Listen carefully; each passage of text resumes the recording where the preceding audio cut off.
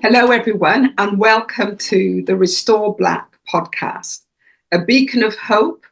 Our mission is to raise awareness about mental health struggles within the Black community while offering a variety of interventions that promote healing at both individual and societal levels. In this podcast, we will address the inequalities in maternal care for Black mothers and explore how these disparities affect our mental health, particularly when things go wrong. Today, I'm excited to have Divina Johnson as my guest. Divina is a wife, a mother of three, and a trained hypnotherapist, neuro-linguistic practitioner, therapeutic women's coach, and doula.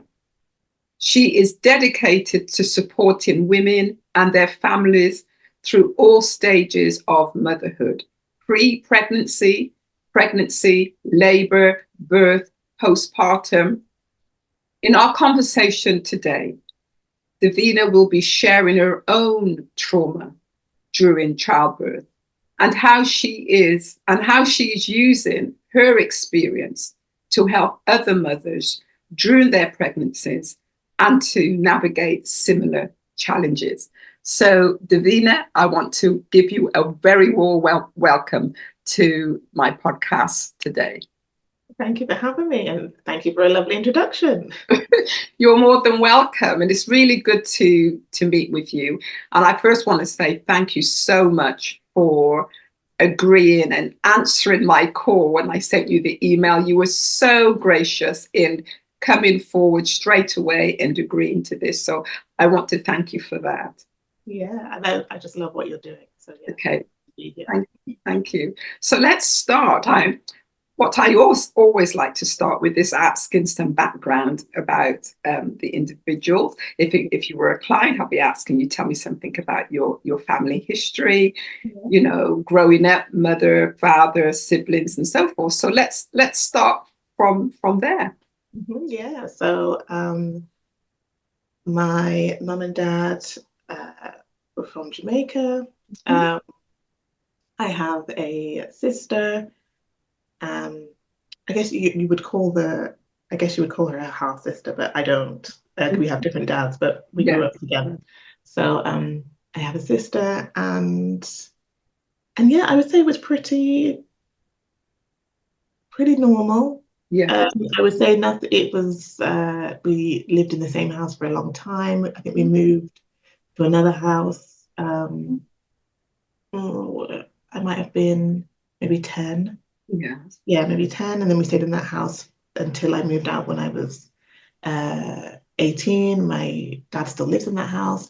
So I would say it was pretty normal. I would say I would have a pretty or average type of childhood. Yes. I would say. So you say that dad still lives in that house. What's happened to mum? Yeah, so they split when I was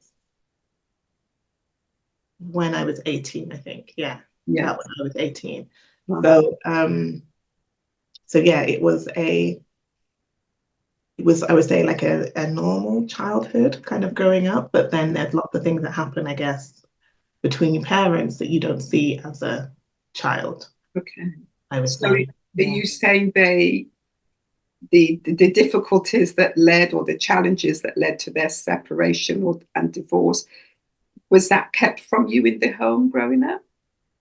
Well, no, I would say it all kind of happened quite suddenly. So when my mum found out that my dad had an affair, and then the relationship kind of broke down there. So I wouldn't actually say that was hidden. Actually, no, right. That kind of all just happened all at once, and then they separated. So yeah, no, I would say it all just kind of happened. How did that affect you, this separation and the marriage coming to an end from your parents? And well, they weren't married, actually. Okay. They weren't married. No, that's fine. They weren't married, but they were together for 22 years, I think. How did it affect me?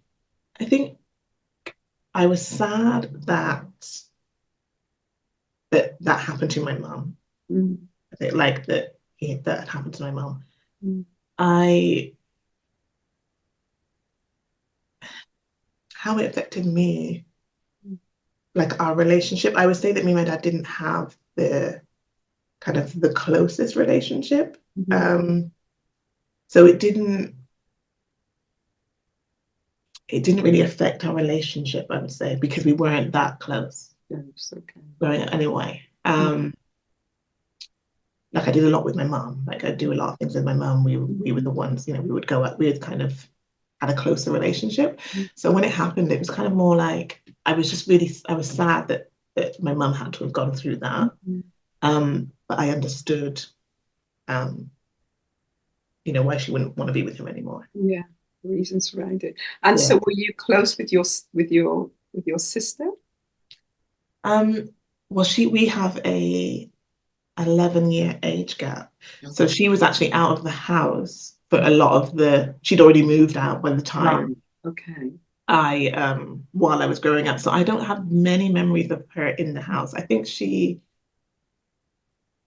I might have been only maybe 6 or 7 by the time she'd already moved out. So it was really just me and my mum and dad at home for the memories that I have. So though we are close, we're close, but growing up, I feel like I didn't really grow up together because she'd already moved out and she'd moved city as well. Yes.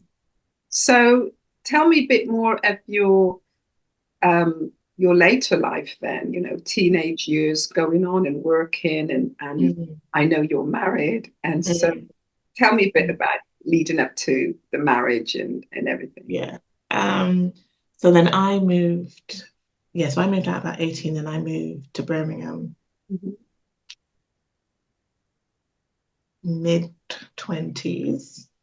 And work, I did, different things, lots of different types of work. And then when I moved to Birmingham, I had a flat and a car, and my sister also lived in Birmingham. So I think that's where we then really became even closer, because then we were in the same place. And I enjoyed my kind of early 20s,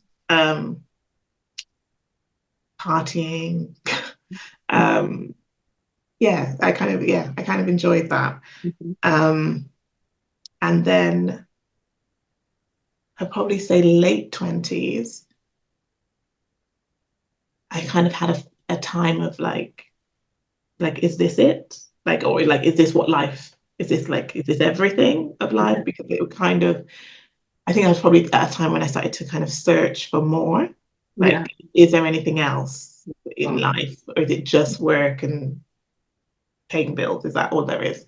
And I actually came across it was a show that Oprah had done on the channel. And that was the first time I'd heard about like meditation, and then spirituality, and like kind of this whole other side of life that I'd not really had any thoughts about before. And I thought, I'm going to try it. I'm going to try meditation. I'm going to try this stuff and see what happens. And I think from then, that really then led me on a path of, oh wow, there is more.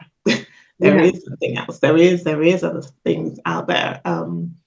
And that kind of led me on a really kind of inward journey of myself, like what I think about myself, what I think about life, like just all kinds of things. And I really kind of enjoyed actually looking inwards. I really enjoyed meditation. I really enjoyed like thinking about my beliefs of this and that, and really enjoyed all of that. And then I met my now husband when I was 29. Yeah, about 29. And it was interesting because I feel like he came about at a time when I wasn't looking. And it was at a time when I really felt really good about myself. I had previous relationships that weren't so great. And then I was kind of like, I'm kind of done with dating kind of thing. I'm just going to keep going in and looking into myself. And then that's when he kind of popped up. Yes. So when you look into yourself, you said, you looked into yourself. So there's a lot of reflection and self. Yeah. Can you just give us a couple things that what you noticed about yourself and what you felt that needed to change? And yeah. So it was I don't know if I'd had labeled it yet, like what it was, but I can say that now, knowing that I was a very big people pleaser. So I would say at the time, what I'd noticed is I would say yes a lot of the times I meant no. Yes. I noticed that a lot. I would do that a lot in lots of different situations. I would just say yes when I want to say no. I would do something even though I didn't really want to. And that was something that I felt like really did need to change. And I really wanted it to change. And it was like kind of a journey of looking in, of trying to see like where that comes from. Like, why do I do that? Like, why would I say yes when I mean no? Yeah. What was the answer for you? Where did that start from, do you think? I think that might even be something I'm still looking into as like the actual root. Yes. Because I don't really know yet the actual root. I can say like now it's something that I don't do. I don't, but it is something that is almost a default sometimes, and I'll still have to catch myself sometimes. Sometimes it might come up. Yes. Whereas before it would come up and it's just something that I wouldn't even realize. Whereas now it might come up and I'll be like, oh, no, what are we doing there? Yeah, what do I actually want to do? And make sure that's what I communicate. So it sounds like it's maybe something that you might have internalized from at an earlier part in your life, when you say that it's a default position, something that we internalize, and maybe something that you may have observed or felt that you need to do growing up. Yeah, I think so. I definitely think it's probably in childhood, but I'm yet to find the actual root, like of what that was. Like, was it, was it an event, or was it something that I just, like you say, observed? I'm not sure, but it's definitely a pattern that I know that I've had since then. Because there are times I can think, especially from maybe like 8, 9, 10. I'm thinking about like a family holiday, and just simple things that someone would say like, oh, would you like a cup of tea? And I would say yes, even though I didn't want it. Just because I felt like I should say yes. So I definitely know that it's something that I had since childhood, but I haven't yet found the actual root of like what was it that made that kind of click on. Yeah, because wanting to please somebody, especially as a child, that there's something about, if you say no, or if you don't please that person, the consequences that will come from that. And I wonder whether that has anything to do with it. If you were to say no, you don't want a cup of tea, what would be the consequences of that? Yeah, exactly. And I can't think of because I don't know, maybe because I never said no, but the home that I grew up in wasn't really like that, as in like it wasn't that I couldn't have said no to something, or so it's an interesting one, because I haven't yet found the root. I know that it's something that has been there for a long time. And it did take a lot of work. And I'd probably say even like these last 4 years, it's because the last 4 years I've done a lot of work since having my children. And it took a long time to really like snap out of the pattern, because it really was a pattern that was happening. But the more I observed it, the more I said no, the more I used the muscle. Is what I call it. It's like a no muscle. The easier it became to do that. Yeah. So recognizing this, then you became very conscious of what you were doing, and then consciously having to change how you respond. Yes. You become quite aware. So you met your husband, and you got married, fell in love, got married. Well, we've been married a year. We got married last year. Wow. Yeah. We got married last year. So we did the kids first, and then the marriage second. So a young marriage then. Yeah. Right. Okay. Yeah. Is it a year yet, or you? Yeah, it was a year, and we got married on the 2nd of June. 2nd of June. So just recently celebrated your first Yeah. anniversary. Yes. Congratulations to Thank both. you. So let's go on to then, you said, let's go back a bit then before the marriage and the children. And I know you have been on the television quite a bit, doing a lot of work. You've been on Sky News, I believe. You've been, is it Loose Women? I was on GMTV. GMTV, talking about your the birth of your children and the trauma that came with that. When you hear, when parents or mothers hear that they're pregnant, there is joy, isn't there? It's a time of celebration. And so maybe you can talk to us from that time, what happened when you found out you're pregnant, how it was for you and your husband. Now husband. So talk to us about it. So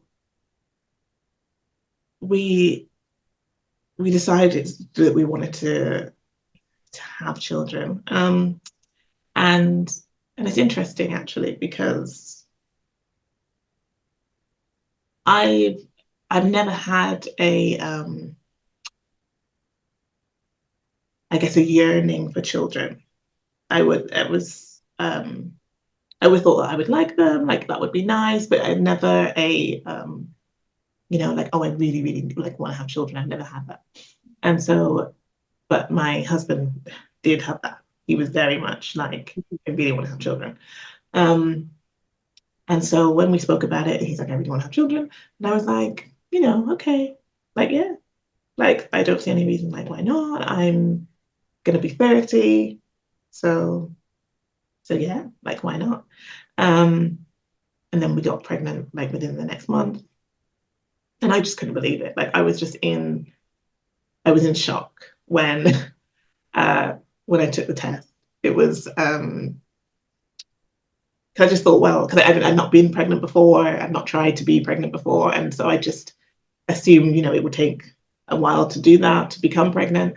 And I remember at the time, he was cooking, and actually, but we were like drinking like wine at the time and just like chatting away.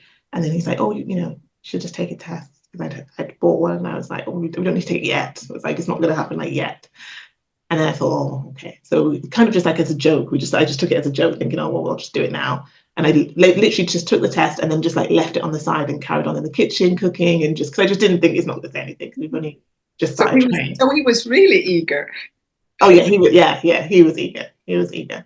I was just like, well, whatever. It's not going to happen yet. And so I left it. We were cooking in the kitchen and we were chatting and whatnot. And then I just like glanced over. I just thought, I'd almost kind of forgotten that I'd taken it. And I just like, oh, like I just glanced over, and then it just said pregnant. I was like, no way. Like, no way. Like how? No way.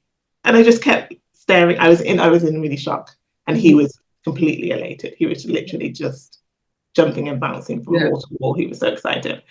And then I just stared at it for quite some time. I was just like, I can't actually believe that it said that. I was just in shock, and happy but shocked. Then told my family. He told his family. Everybody was happy. Everyone was happy. My mum was happy. Everyone was happy about it. And so it was really. It was a joyous celebration. And then the pregnancy itself, again, also fine. Went to all the appointments and classes, antenatal classes, and all that kind of stuff. And it was all very, very easy, very smooth sailing. All the baby stuff when that time came, and just all, I think, as one might expect it to be. Yeah. When you're pregnant. So all your visits to midwife's appointment, everything was coming back clear. Yeah, everything was fine. No problem at all. I was also fine. Like, I carried fine. Everything just felt really good. I worked up until I could. It's up until because I drove for work, so up until like my stomach wouldn't allow me to be behind the steering wheel. So that's when I stopped. So it was, everything was fine. And then, yeah, my waters broke at home when I was 41 weeks. And then, as you're told, your waters break, so you go into hospital. And then literally that's just when everything went south.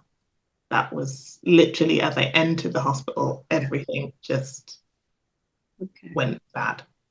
So tell me about when you noticed something was not right or something was going south, as you say. Tell us some of that detail. From the first doctor that came to me, that as we booked in at the desk, and then she said, to sit in the room and the doctor will come see you. So I sat down, and then as the doctor came in, like, he just walked in and just said, I can see on your notes that your baby's big, so shall we schedule in your C-section? And then I just looked at him and was like, no. Like throughout my whole pregnancy, like, C-section was not something that has been said, or there's been no reason to do that. So I was just like, no, I want to have my baby naturally. And then he just rolled his eyes and just like, okay, and walked out. And then that was the first time I was like, that's odd. That's like a weird reaction, or weird encounter. And I was like, okay, this is odd, right? Then the midwife came, and she was showing me to the room that I would labor in. And then, as she opened the door, and I just remember thinking, like, is this where I'm gonna give birth? Like, it just had a bed and a chair in it. It was cold. It was dark because there was nobody in there. And they turned on the lights, and it was just so clinical. And I was like, oh, like, this is where I'm gonna give birth. Like, okay. And were you on your own? Was your partner? No, my partner and my mum was with me at the time. And then, so I was in that room, and we got there about 11 p.m. So I was there the whole night, contracting at this time as well. And then by the morning, the nurse, the midwife had said to me, she said, oh, it looks like you're struggling, so we're going to give you the drip. And so I remember thinking, well, it's not that bad. I remember thinking, the contractions are painful, but they're not that painful. You were managing. You could manage. Yeah, I was managing, and as contractions do, it's only in that minute or 30 seconds of pain, and then it's off and I'm okay. So I was thinking, oh, it's not that bad. And also that I didn't know what a drip was either. But she said, this is just going to help you speed up the contractions. So I was just like, okay. So she gave me the drip, and the drip was just awful, absolutely awful. It was like being slammed into the contractions, one after the other, after the other, after the other. It was horrible. And then that's when, after some time of that she said, it looks like you're not coping. We're going to give you the epidural. You need an epidural. And I remember thinking again at this point, I don't think I want an epidural, but I would like this drip to stop. I'd like to go back to doing it as we did before. I'd rather this stop. But if that's what they're saying that I need, then okay. And this is all in my head. I'm not actually saying anything. This is all just what I'm thinking in my head. So then the anaesthetist comes in, and I don't know why, but literally as she came in, my whole body was just saying, don't let her give you the epidural. That's just all I was just thinking, is I just do not want her to give me the epidural. It was just a feeling. There was nothing, I don't know why. She was very nice. There was she didn't say or do anything, but literally just her presence would make me feel like, just don't let her do it, don't let her do it. And it so happened that she got a page, a beep, and she had to go. And she's like, oh, I'm so sorry, I've got an emergency, I have to go. And then so as she left, I felt my body be like, whew, right, thank God. Relaxed. Yeah, I can relax. Like, she's not going to do it. Like, let's see, like, how we go. And some time had passed. She'd come back again. She'd finished from her emergency. And then I just felt it again. Like, when she came back, I just felt in my body, like, don't do it. Like, don't let her do it. And she got another page, but she was busy. There's an emergency come up and she had to go. And I was like, oh my God, she's gone. Like, I'm so, like, I could be saved. Like, let's see, like, if these contractions are going to get this baby out before this epidural comes in. Some time had passed. And during this time, I've been getting vaginal examinations from the midwife, and she's saying that I'm just 1 centimeter, like nothing has happened. I'm not progressing. So she comes back again, and then she's just like, I'm so sorry. She's like, I'm supposed to leave for my shift. My shift is finished, but you've been waiting for hours for me to give you this epidural, and I really just want to give this to you, like, before you go. Like, she seemed very nice. She wanted to do this for me, but just everything in my body, I was just like, I just do not want this. I don't want her to do this. I don't want this. I went ahead and literally you went ahead with it. With the epidural, yeah. So there was no consultation with you about no one had, like, kind of asked if it was just kind of, this was what was happening. And then, so as I, sat up, as you sit up, like I do on a chair and you bend forward, she began the epidural. And then it's like, literally as soon as it, like, went in, like, I just knew, like, it was just like a feeling like I just never had in my life before. It was all down my left leg, of, like,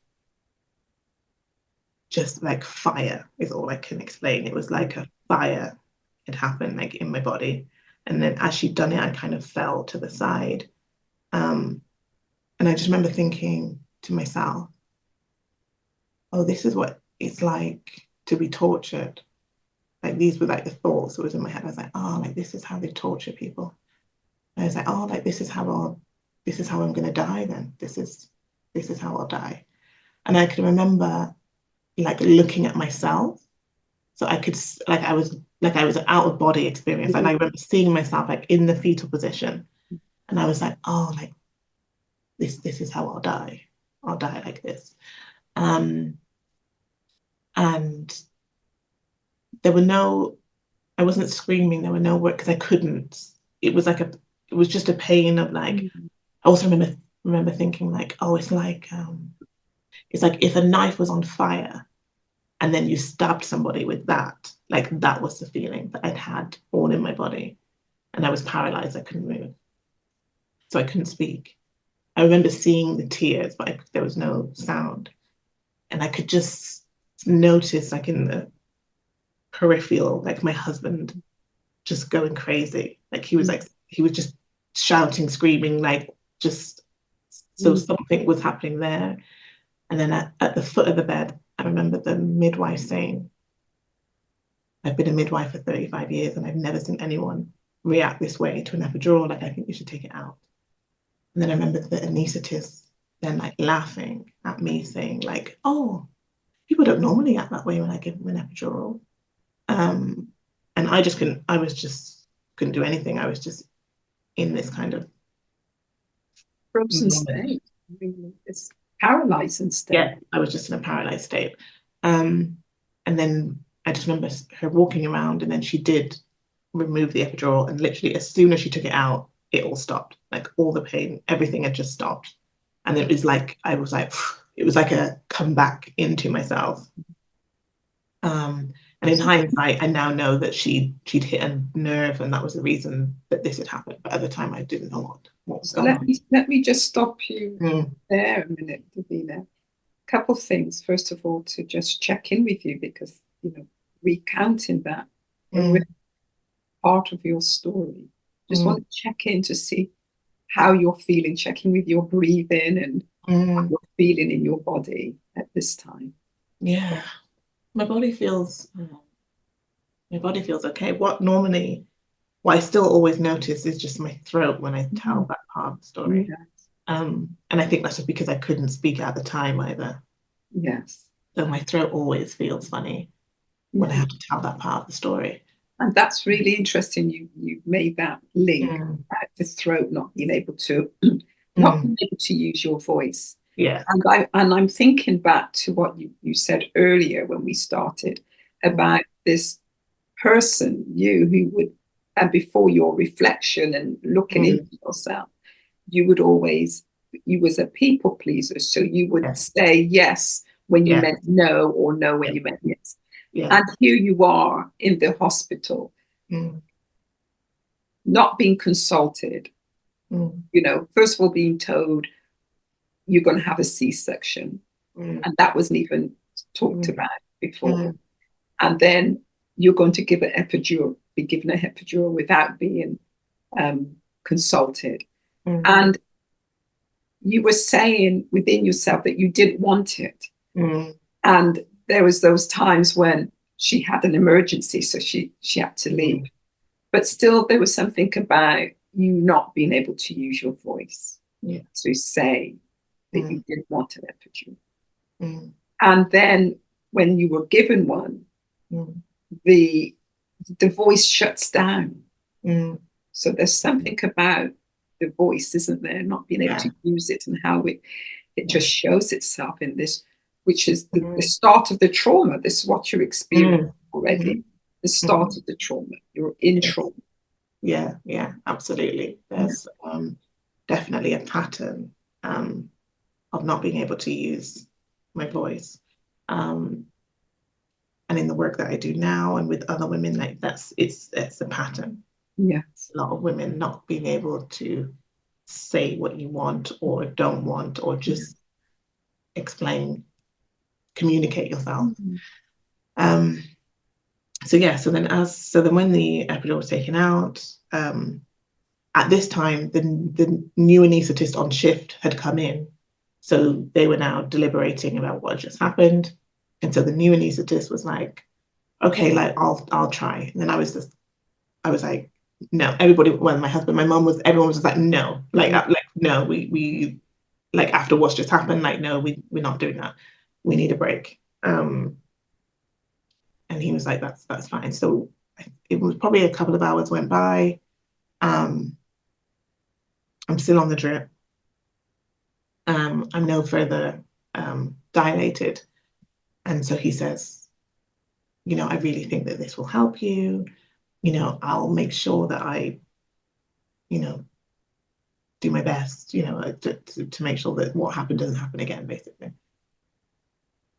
And at this point, I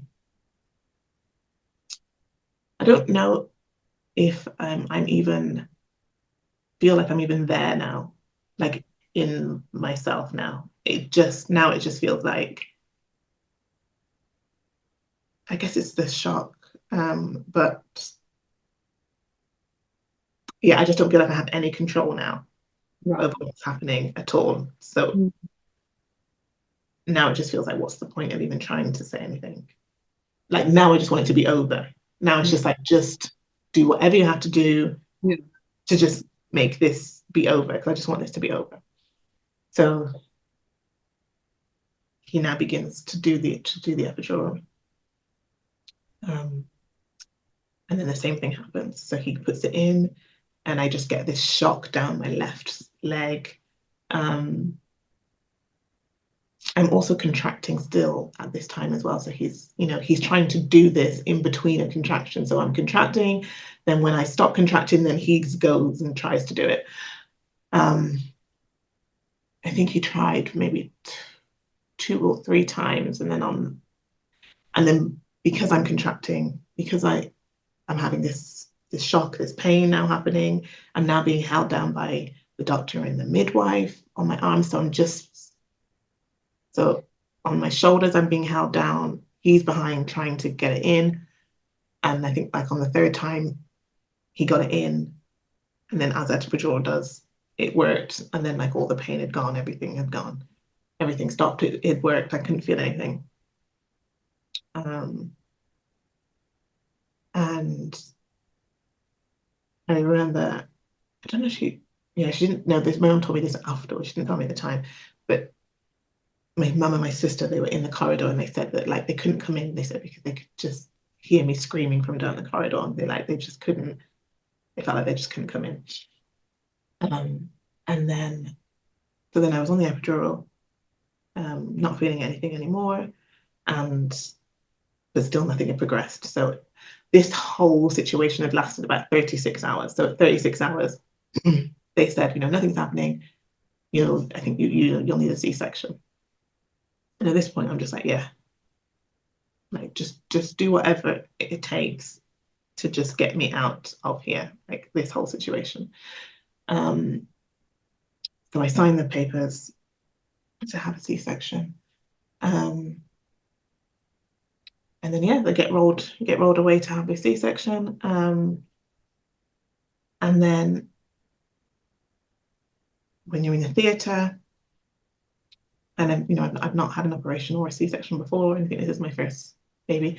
I just couldn't believe how quick it was. It was literally like I went in and as I know now, like in the notes, it took like 4 minutes. Within 4 minutes, like she's born, like she's out. And then I remember they brought her out, and then I was like, I just didn't feel anything at all. I was so tired. I was numb, not just physically, but mentally at this point. And I was just like, okay. Yeah. I just didn't feel anything at all.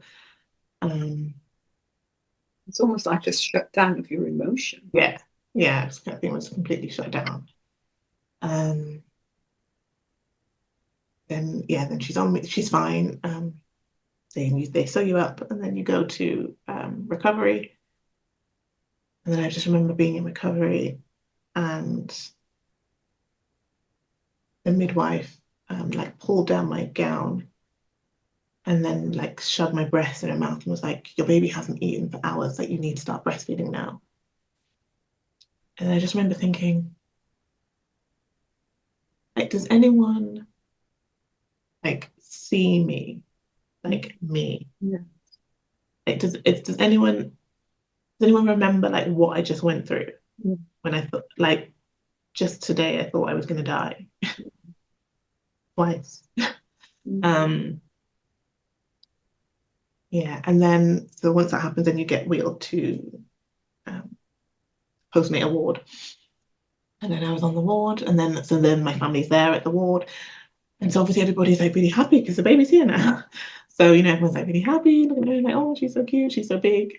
She was £9.10, so she was big, and she, everyone's really excited, as they would be. But I remember being in the bed thinking, does anyone realize what I just went through? Yeah. I just felt invisible. That wasn't taken. That you felt that wasn't even taken into consideration to check in. No. To see how you're feeling. Just like I was after you're just telling the story, I stopped to check in with you. Yeah. Because I'm feeling something too, listening to it. So nobody attended to that part of me. No. And then because of the time, so by now it was visiting time had finished. It was 7 o'clock. But just before finishing time, once I got to the ward, the nurse had come and said, it's time for your injections. And then I remember in my head thinking, well, what injections? For what? Is everything okay? Is there something wrong with me? But again, this is all in my head. This is not what I'm saying. She's just saying it's time for your injection. And then she just lifted up my gown and just stuck the needle in my stomach, and then gave me a pot of pills to take. And then I remember she just stood there, as well as everybody else, all my family, who just stood around the bed, waiting for me to take these pills. And I was like, okay. And then so I just took them, swallowed them, and then left. And then she left. And then it was oh, what, it's 7 o'clock, so everybody has to leave now. So there was no once again, no talking to you to say, we need to give you an injection because of this to prevent an infection, or that you may have an infection, or No. And then what the tablets were for. No discussion whatsoever. No discussion whatsoever. And once again, you're not able to say why the injection, why the tablets. Yeah. And so it's not only you that your voice is silenced, but I'm just thinking of your partner and your mother around you. Their voices are also silent. Yeah. Yeah. It's all quiet. And then yes, it was 7 o'clock, and so they said everybody has to go. Okay. And then that was it. So then it was just me and then the baby in the cot thing. And I just remember thinking, you had bonded. So at this point, you still haven't bonded. No. You haven't bonded with the baby. No. I just remember lying there thinking, like, what the hell has just happened? My legs still don't work at this point as well. They're still numb. I just remember thinking, what has just happened? And how have they all just left me without working legs and a baby? Like, what has happened? And then so I have to call the buzzer, use the buzzer to get her because I can't get up. So I call the buzzer like when she's crying, so someone gives her to me so that I can feed her, breastfeed her. And then they would come back to put her back in the cot. And then in the night, she was crying. And as usual, I would press the buzzer, and I pressed the buzzer, and I said, "Oh, could you pass her to me? Because I think she's hungry." And the nurse said, "Oh, she's not hungry. She's just being fussy," and then stuck the knuckle of her finger in my baby's mouth to suck. And I just remember thinking, what the hell is this? Like, I was in utter distress. Mm. And so she did it for a while and she didn't stop crying. And then she said, "Oh, maybe she is hungry," and then gave her to me. And then I remember thinking, right, no, I can't let her go now. Like that's it. So I just held her the whole night. I was like, I can't let you go now because you're not safe. Yeah, clearly you're not safe. And then so also then by this time we're on like day 3 of like no sleep. I also haven't slept yet because I can't sleep. So I just held her all night, and then the next day I could feel my feet again. Throughout the night I could feel them coming back, and then the next day I could feel them, and they said, it's we need to take your catheter out. So someone came and took her to put her in the cot so they could take the catheter out, and then they said, you need to take the bandage off your stomach. And also, so at this point I've not even looked at my body. I don't know what it looks like. I haven't seen it. I haven't moved from the bed. Since they gave me the epidural, I haven't moved from the bed since I had the operation. So she just said, you just go in the bathroom and just take the bandage, make it wet. She'd put the shower on it, make it wet, and then peel it off. So no assistance. No assistance for you. No assistance. No. Just that's what I need to do. So I was like, okay. And then she took the catheter out, and then she's just like, just swing your legs around, stand up, and then you can go to the bathroom.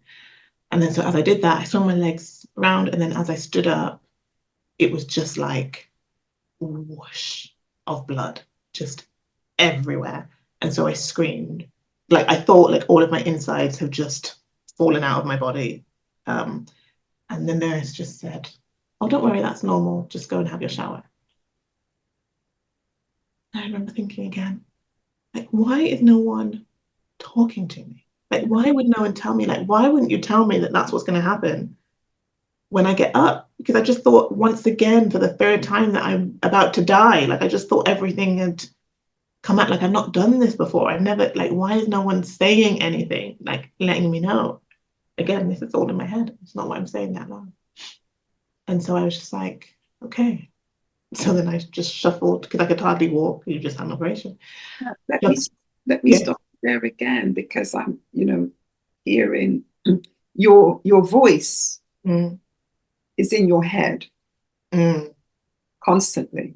Yeah. This is what you're saying. You're talking to yourself, but you're not able to verbalize those feelings or those thoughts. You're not able to put them into words. So the nursing team can hear you. So there's this, once again, this shutting down, isn't it? This shutdown of your voice. Yeah, your voice. And how are you feeling in this moment, this here and now? Now. Yes. Now it's now I feel like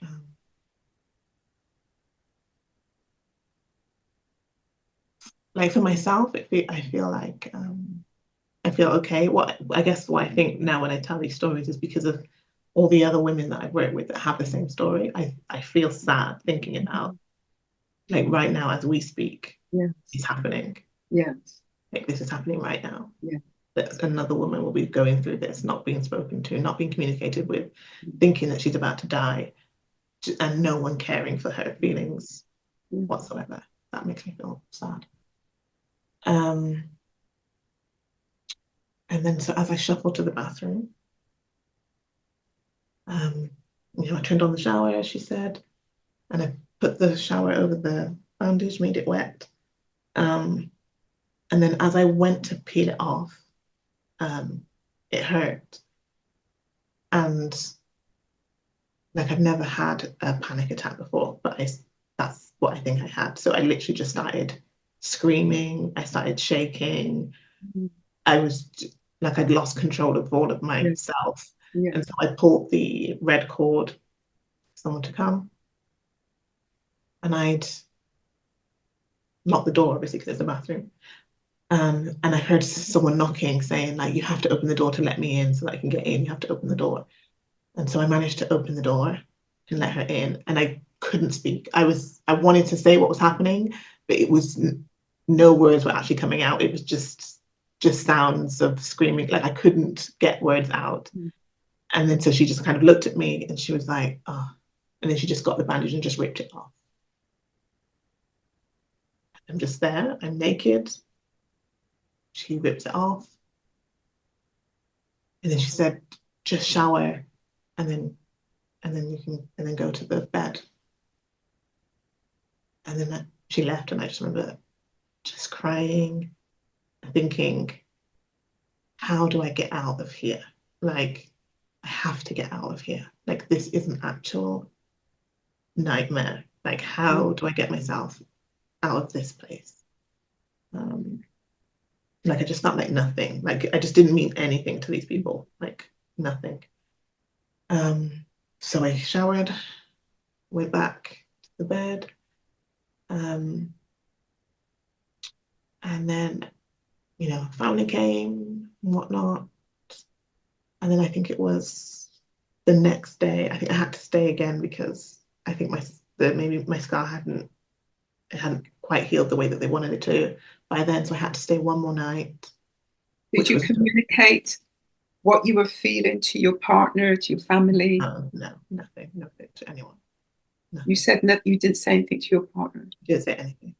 Didn't say anything. Can I ask why not at that time?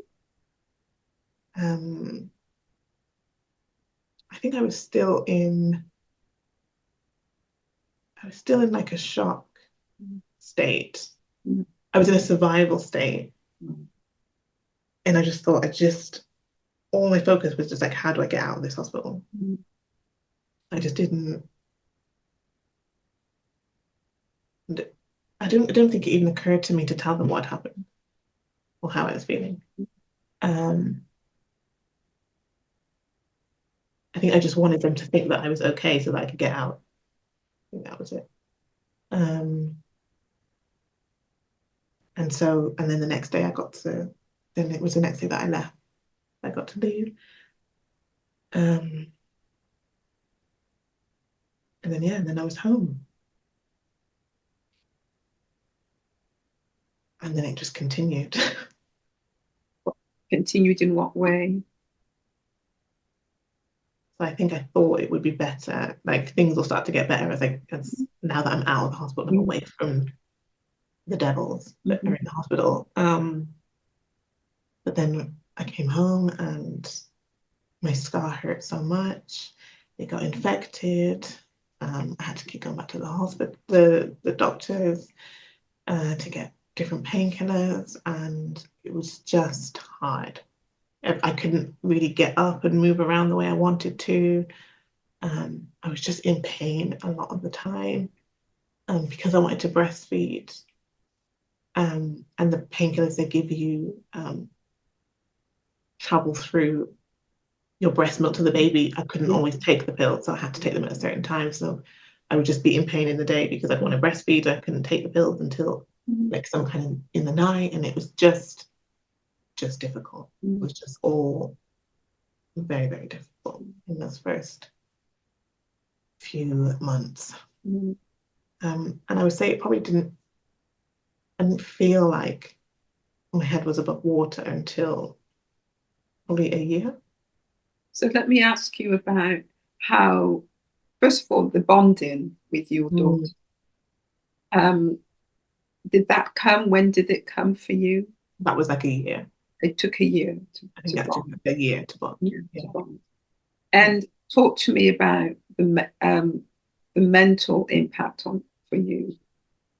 Yeah, it was just I had a lot of flashbacks of the epidural situation. Would happen a lot. It was just very much, I would just say I was very numb. I was just going through the motions of doing all the things. So making, doing breastfeeding and doing the bottles and I would go out with her when I could, like if I was feeling okay, but there was not really any feeling there. It was just like, these are the things that you should be doing. So I'll just do the right thing. We would go to the play groups. All those things were done, but there was no real feeling behind it. It was just like, this is the things that I should do. This is what you're supposed to do to look after a baby. This is what you should do to look after yourself. So I'll just do these things. But there was no real feeling behind it. So did the doctor diagnose you with depression, postnatal depression, PTSD? Because what I'm hearing when you say flashback, I'm thinking of PTSD. That was extreme trauma. That you went through. No. How did you cope? How did you cope? How did you take care of your mental well-being? How did I cope? It was great having my mum and my sister around. So they, that really helped. Having my partner around helped. Before this, I've always journaled. I say always, since my late 20s when I found out about the meditation. I remember Oprah mentioned journaling as well. So I've always journaled. So I think journaling helped me a lot to be able to put my feelings down into something. And I don't know if maybe even just doing, even though there was no feeling behind it, but doing something every day, making sure I still do something, still try and go outside, still make sure I shower, still make sure I eat, I think just helped me keep going. I think that's something that helped me keep going. And what about your voice? Did your voice come back? Were you able to verbalize, talk to your partner to let him know, this is what happened in hospital, this is how I'm feeling? No, it didn't. That didn't come back till much later. What do you think was happening there for you of being so shut down with your voice being silent? I would say there was probably some shame there. So thinking, because I do remember thinking that, well, like maybe this is just what it's supposed to be like. So maybe motherhood is just supposed to be like this. Maybe it's not good. Maybe it's just not fun. Maybe it is just hard. So I should just kind of just get over it. Like maybe this is just what it's supposed to be. So I just need to kind of get over it. Like maybe every woman goes through that. Yeah. Where do you think the feeling of shame came from for you? I probably just from everything we see, like in media, in friends and family. Like I've never heard of anyone go through what I went through before. Obviously now in hindsight, I know that's just because women don't talk about it. But I'm definitely not the first. But I've never heard of anyone go through what I went through. And so I was thinking maybe that is what everybody goes through, and that maybe I just shouldn't feel like this. I should just be stronger. Yeah. I should just get over it. And so I think that's probably the shame of thinking like, well, no one else feels like this, so why do you feel like this? Just get over it. So I think that's probably where it came from. And yeah, so I didn't speak to anyone about it for years, actually. Yeah. So now here you are. When I did the introduction, I introduced you as a mother of 3. Yeah. And so and I understand those births was also traumatic. So without going into details with those, I wonder how you felt, if you could tell us about wanting to become pregnant again and knowing that you may have to go through the same ordeal. How did that affect you? Yeah. So I just really wanted my daughter to have a sibling. And it was really just like a grit your teeth kind of thing. I just said to my partner, like, if we don't do it now, then I'm just not going to do it. But I feel like I'm in a strong enough place that I can just grit my teeth and just go through it again, just so that she can have a sibling. Like, let's just do it. And we were lucky enough that the same thing happened again. I got pregnant straight away. And it was scary though. I felt quite scared. And because pregnancy is, 9-10 months, you kind of get to push that kind of fear away for a bit. Yeah. Because you got the pregnancy. And again, I was, lucky I carry fine. He's fine. I'm fine. It's all good. But as it gets closer, the fear starts to come up. But I was told early on that I needed to have a C-section because I had a C-section before. In hindsight, I know that's not true, but I was okay with that because I was like, well, I'm not going through what I went through before, so let's just have a planned C-section so I can just go straight to the operating table and not have to do all of the stuff that I did before. But then the same thing happened again, as he was born, just didn't feel anything at all. So you had this is a son. My son, yeah, I had a son. And yeah, just kind of a complete shutdown. I also had a panic attack on the table beforehand. And then when the anaesthetist said what he said, which was, Davina, you've got to calm down, otherwise we won't be able to cut the baby out. It was just like and I just completely shut down. Yeah. You dissociate. Completely dissociated. And then again, another very difficult recovery, infections and all the rest. So again, it was just a very difficult, and this time with a toddler as well. So your voice was silenced again. You didn't share with your partner. And then you had a third. And how was that, briefly? So I was done after 2. But I was like, that's it. And then the universe had other plans. Yes. And so he was a surprise third. And by this time, I'd learned more because once I realized, I was like, right, okay, let's, like, how are we going to do this? Because I cannot do what we went through again. So I'd done a hypnobirthing course that I'd heard about. I'd learned more about my body, about how it works. And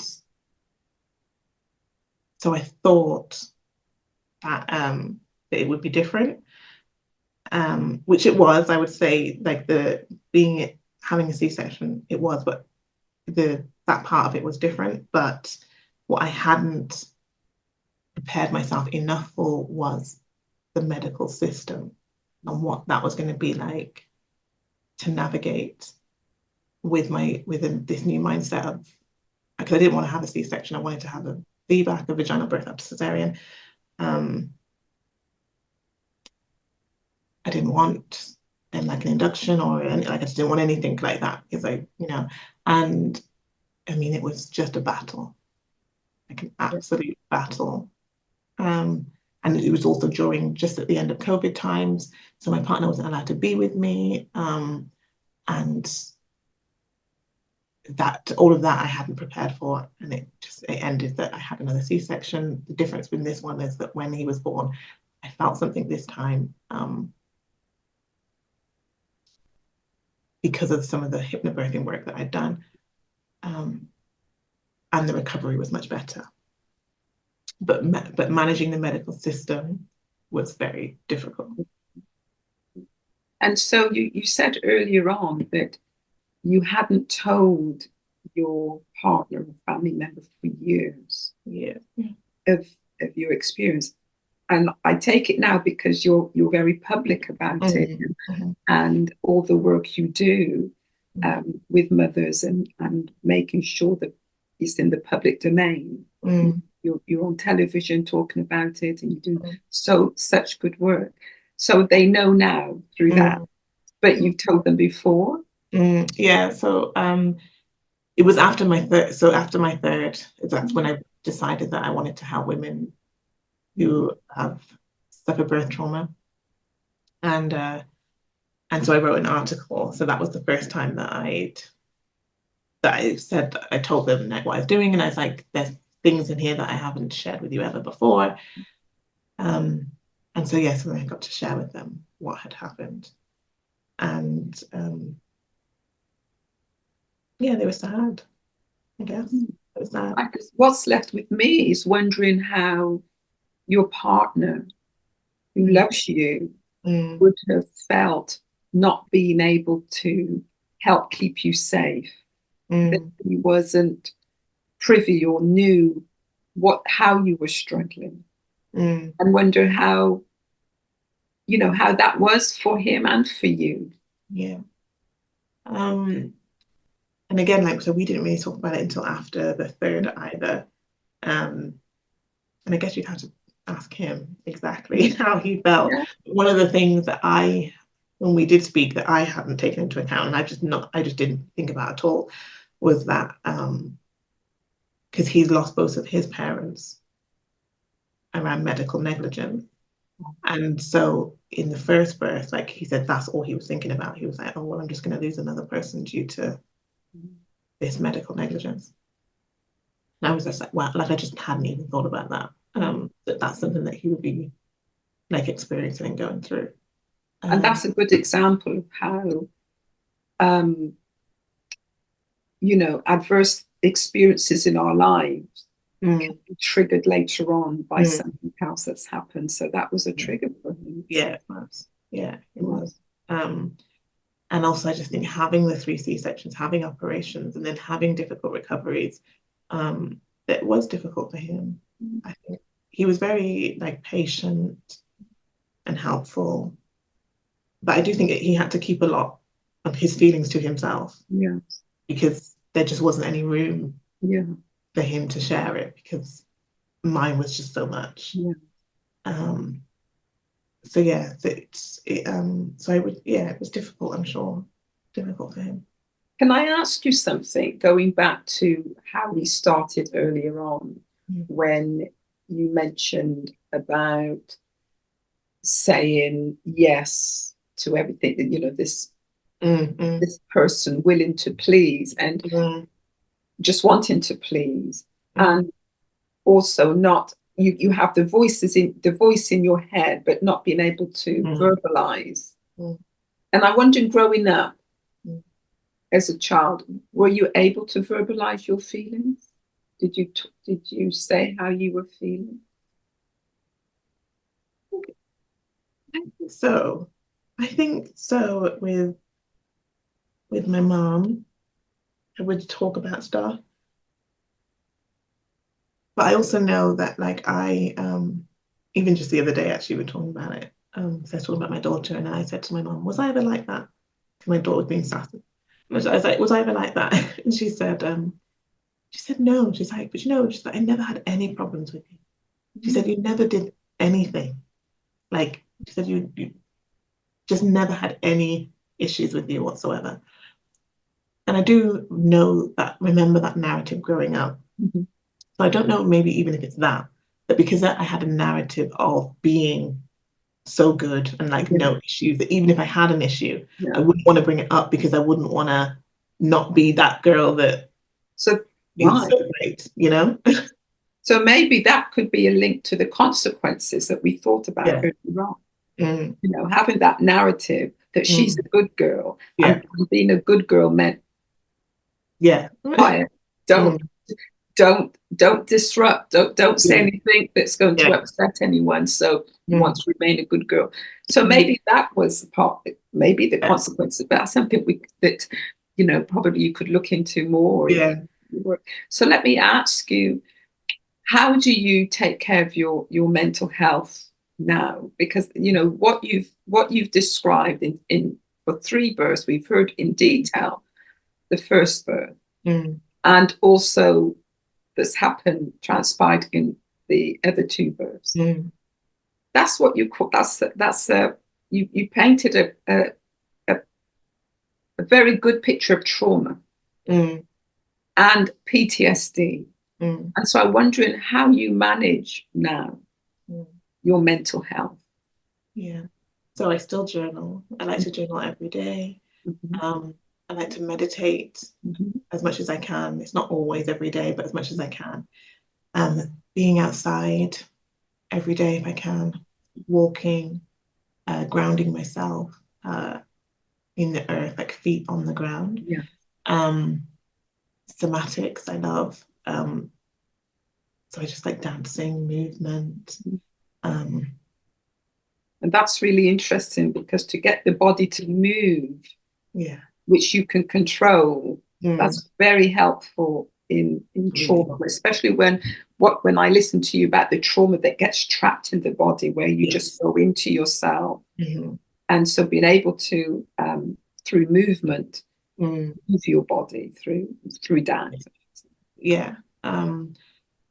It's because I also that was something that I found as well, was the dance, because what I started with was the gym, which is great, but I realized that the gym still felt restricted to me, because obviously you're used, I lift heavy, so you know, you have to do that properly to make sure you don't hurt yourself, and so there was still more there was a lot of control even in the gym, whereas I find with the dance, especially because I like to do intuitive dance, I can just move my body how it wants to move, in whatever way it wants to move. And I found that that's really helpful. So I do love to do like intuitive dance. Music, eating good food, drinking water. I know they sound really basic, but literally those are the things that very important. Absolutely. And I also understand that you have a coach. Yes, and I love having a coach. Once I found coaching, I was like, I'm always going to have a coach in my life now. How does the coach help you? In what ways? Are you seeing your coach a weekly basis, bi-weekly, or? Well, I've had different coaches throughout the last 4 years, and normally it will be to help like on a goal of some kind that I might have, or like the last coach I had was like a money coach, so to work on money beliefs, and you can kind of contact them kind of as often as you like, but then you would see them weekly as well, like on a one-to-one basis. But it's what I really enjoy about having a coach is someone that gets to see my blind spots. because they're blind spots, I can't always see them myself. So giving me that kind of other perspective, that have I thought about this, or where does that come from? Like asking the questions that I might not ask myself. Like I found that so valuable, because it's just things that because they're habits to me, or things that I'm just doing that I just haven't even thought to question. You've got someone there that can do that. So I found that really, really helpful to illuminate those blind spots for me. So before we close, Divina, I wonder if you could tell us about the work. You've had these very traumatic experiences, about the work that's come because of it. Can you just share just a bit about that?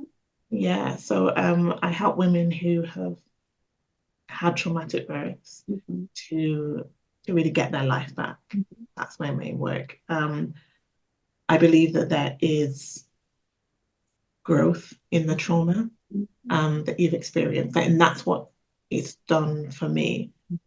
Is those people-pleasing habits that I've had since a child were absolutely highlighted for me in this experience, and it allowed me then to look at that, to look inwards, and find out why I'm doing that, and how that's come up, and allowed me to see what needs to change. And that's what I help women do. I feel like having a birth, whether it's a vaginal or a C-section birth, whatever kind of birth that you've had, but it highlights who you are.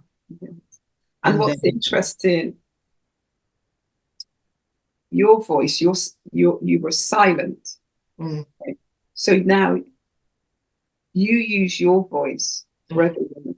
You help other women to use their voice. It's really interesting how that has played out. And at the beginning of the introduction, I mentioned about the inequalities in maternity health disparities, and I wonder how you see that your experiences fitted into that. Oh, absolutely, yeah. I mean, I had with my third, a consultant directly be racist towards me. And again, a really difficult situation I was in at the time, because she was doing work on my C-section as she was being racist. So it was, and again, no voice, shut down, thinking that, okay, this woman, she's has my life.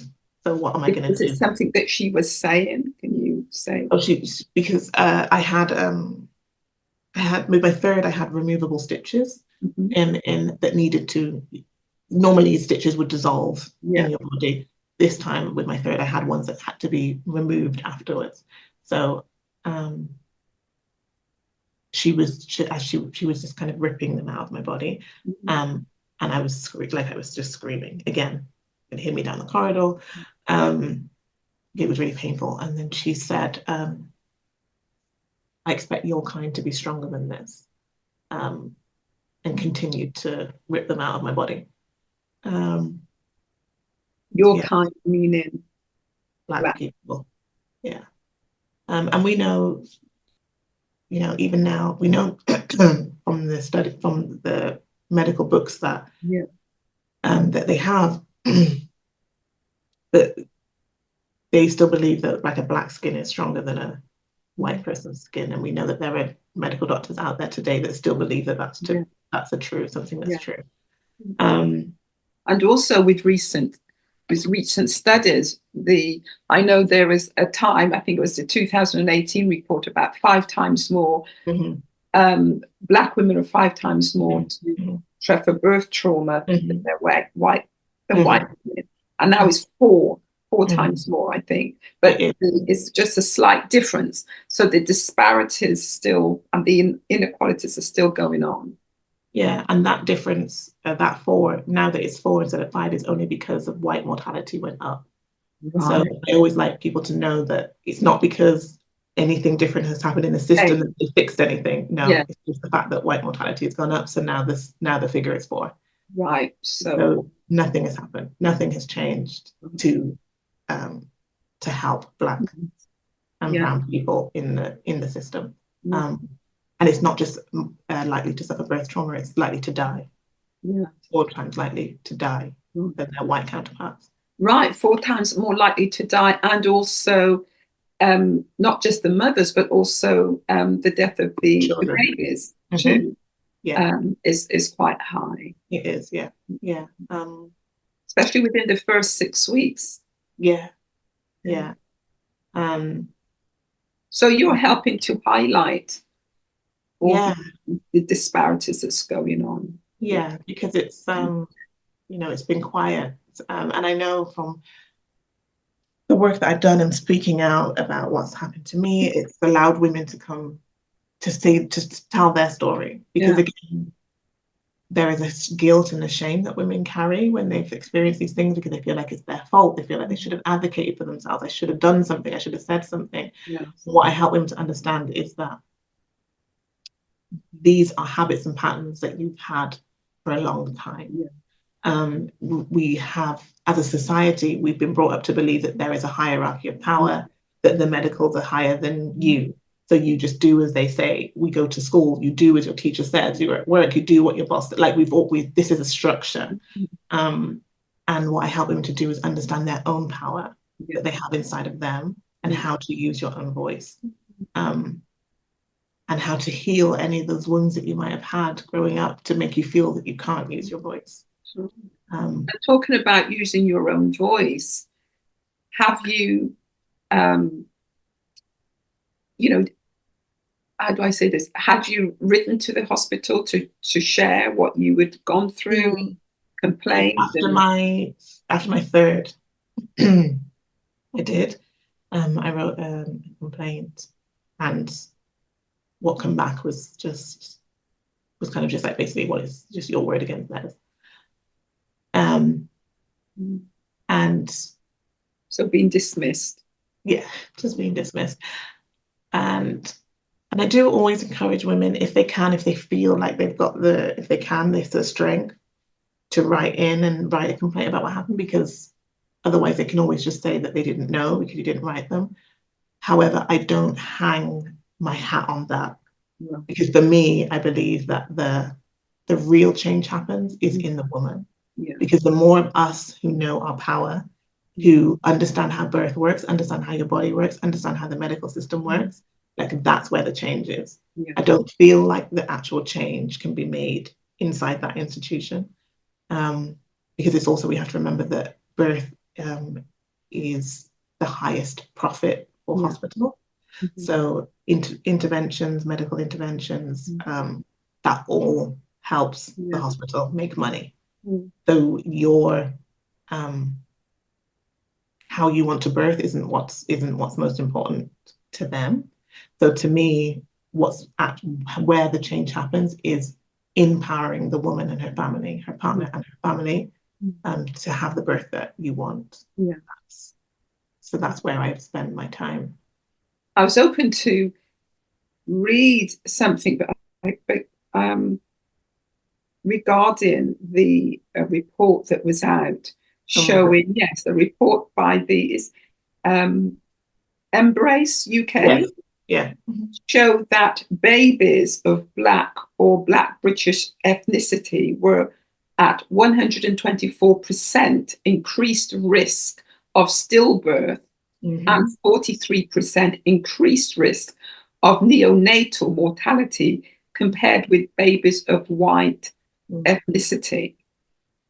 So we have the 5 times more, because there's a 5 times more report that shows about the birth trauma. And now we're hearing about the babies. So what a significant number. And so hopefully, with the work that you're doing, with the work of the 5 times more that's doing, it will be highlighted more. There will be more awareness, I should say, of what's happening within maternity and also paternal care. Because I'm thinking of your husband. I had Elliot Ray on just last week, talking about his experience as a father. And so more needs to be done for maternity and paternal. Absolutely.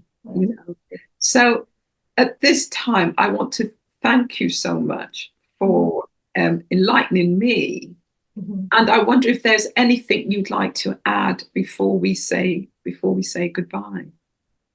I would like to add, I just want women to know that you have the power within you. Yes. There is no one above you. Yes. That your choices matter, your voice matters. You're allowed to ask questions. You're allowed to say, can I think about that? Yes. You're in control. Yes. Yeah. It's your body, it's your baby, and you're in control. Yes. And also part of your work is that you're a doula. You're a hypnotherapist and a doula. What a beautiful doula to have by your side. Thank you. Yeah, that was I really wanted to have that part as well, to be able to help women who have decided that yes, they would like to have another baby after their trauma, and to be able to work with someone who knows what that's like, because as I say, it's an 80% mental game than it is 20. Your body knows exactly what to do. Yes. It's up here. Yes. And also about being able to trust your gut. I always say this to women. Trust your gut, trust your instinct. Yes. And you reminded me of that when the anaesthetist came in and you were like, no. Yeah. But you couldn't say it. You couldn't say it. Yeah. No. Divina, trust it. Yeah. Divina, I thank you for taking the time, being so gracious and sharing your story. And I hope you continue to use your voice powerfully as you continue the great work that you are doing. Thank you, Audrey. Thank you for having me. Thank you.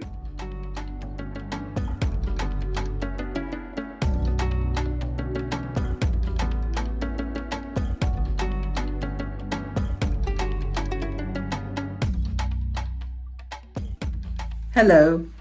As you watch or even listen to this podcast as you go about your daily task, I want to ask you to please like and subscribe to this channel. Not only will your support help us reach more people, but it will help us to get more funding to help with our other community initiatives, which will then enable us to reach more people and encourage them to make their mental health a priority. Thank you again for listening.